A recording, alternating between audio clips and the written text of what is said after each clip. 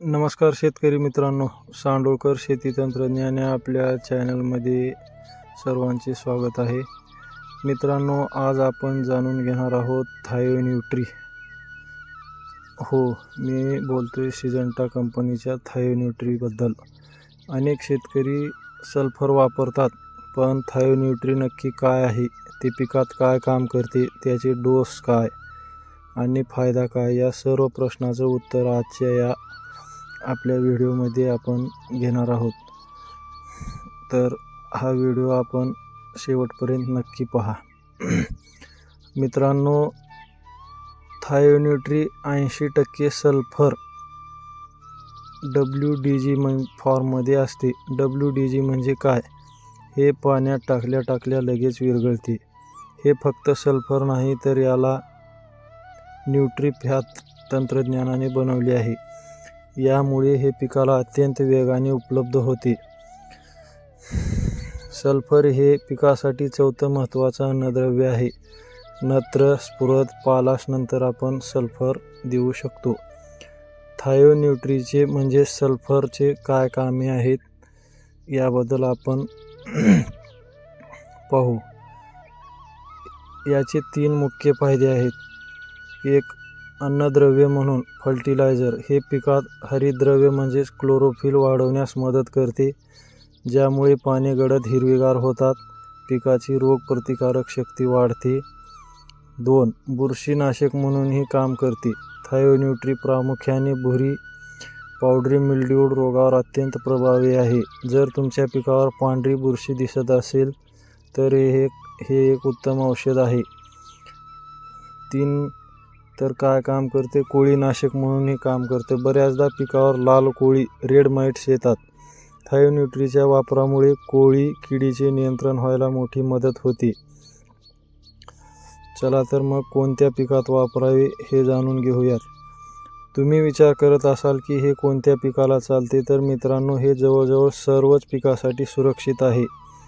विशेषतः द्राक्ष, डाळिंब आणि संत्री, मोसंबी सारखी फळपिके, कांदा, लसूण, सोयाबीन, कापूस, मिरची, तेलबिया या संपूर्ण ह्याच्यामध्ये हे अत्यंत प्रभावी आहे.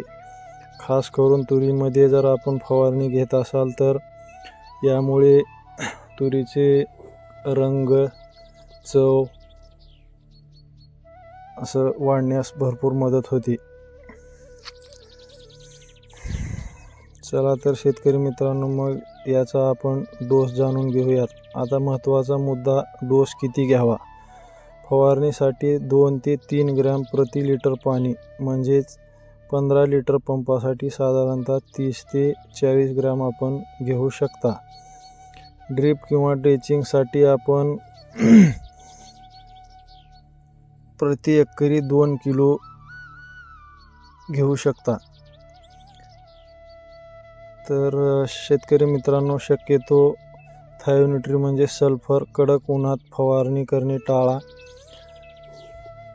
संध्याकाळी फवारणी केल्यास जास्त रिझल्ट मिळतो.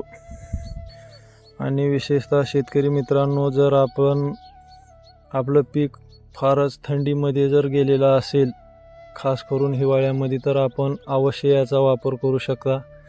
का तर थायोन्यूट्रीमुळे जरा थंड कमी होण्यास मदत होते. थायोन्यूट्री वापरण्याचे काही वैशिष्ट्ये आणि फायदे जाणून घेऊ. थायोन्यूट्री हे पाण्यात 100% विरघळते, त्यामुळे नोजल चोक होत नाही. पिकाची गुणवत्ता आणि चकाकी वाढते. कांदा, लसूण सारख्या पिकासाठी साठवणूक क्षमता वाढते. जर आपण ड्रीपने जर दिलं तर जमिनीचा pH मेंटेन ठेवण्यास मदत करते. तर शेतकरी मित्रांनो, हे होतं सिजंटाच्या थायोन्यूट्रीबद्दल संपूर्ण तंत्रज्ञान. तुम्हाला जर पिकात हिरवेपणा हवा असेल आणि भुरी रोगाचा बंदोबस्त करायचा असेल तर थायोन्यूट्री नक्की वापरून पहा. थायोन्यूट्री फवारल्यामुळे पिकावर हिरवेगारपणा अवश्य येतो.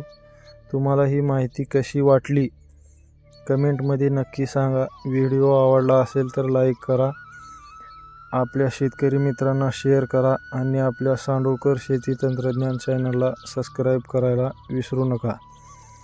धन्यवाद.